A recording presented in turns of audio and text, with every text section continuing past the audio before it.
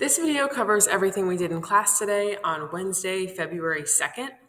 You can see the Do Now first on slide 1 of ClassKick. Make sure you have ClassKick open, pause this video, and complete the Do Now on slide 1.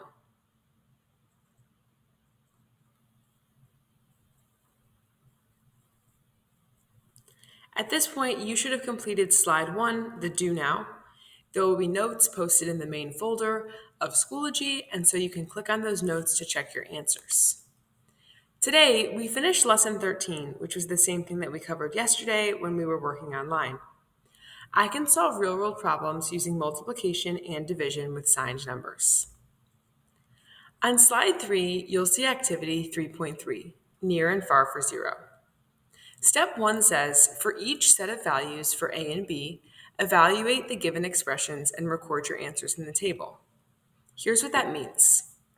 We can see in the first row of the table that A is equal to -1/2. And so if in this third column I have -A, that means that my solution is +1/2. Now the reason is because I have -1/2, but it's -A. And so it would be -1/2, which means the negatives cancel out and I have a +1/2. In the next column of the table, I have -4b. I know that in this row, b is equal to 6. -4 times 6 is equal to -24. And so that would be -4b. In the next row of the table, this will change because a is +1/2 and b is -6. Your job is to complete the whole table, evaluating the expressions in the top row, that's up here in the top row, for each value of a and b. You can pause this video now to complete table 1.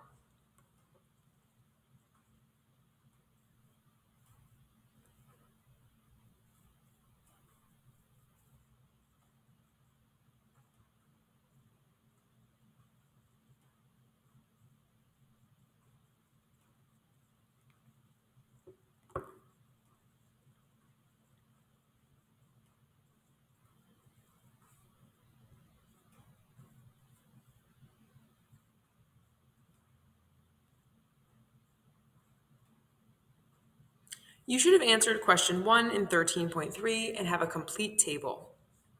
In questions 2, 3, and 4, they're asking you to look at the results of your table and decide when A is -1/2 and B is +6, so that's the first row, which expression, so that's between these 6 options, which one of these 6 options has the largest value, the smallest value, or is closest to 0? And you'll need to make a decision about each line of the table. We can call them line 1 of the table, or row 1, row 2, and row 3. And that matches the questions. So go ahead and pause this video and answer questions 2, 3, and 4.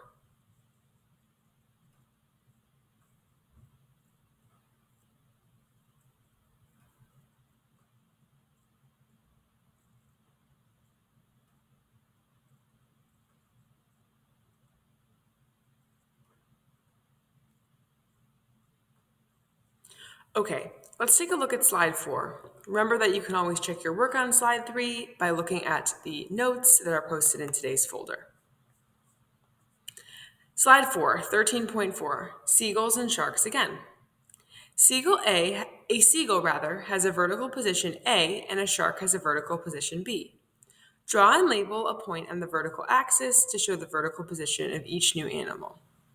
A dragonfly at D, where D equals -B. Well, I know that B is some negative number, which means if I add another negative symbol, D is going to be at the opposite of B. And so I'll put a D here on my number line. This is a dragonfly, and I'm not going to try to draw in ClassKick. I'm just going to type dragonfly.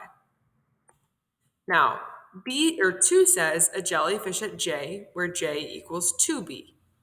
That means I'm doubling B, but remember that B is negative. And so 2B is going to be B multiplied by 2, which will take us more negative. And our jellyfish will be below our shark, right about here. Again, I'm just going to type jellyfish. You can see that this continues in questions 3, 4, 5, and 6. You can pause this video and answer those questions now.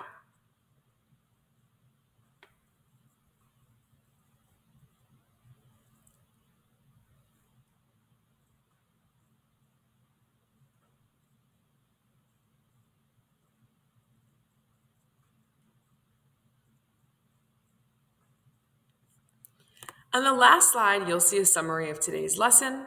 In this lesson summary, you can review what we discussed about sums, differences, products, and quotients. On slide 6, you'll see today's exit ticket, which is also due at the end of class. When you're finished with Class Kick and you've watched this whole video, you're all set for today, as long as you've been working on the homework that was posted on Monday in Delta Math.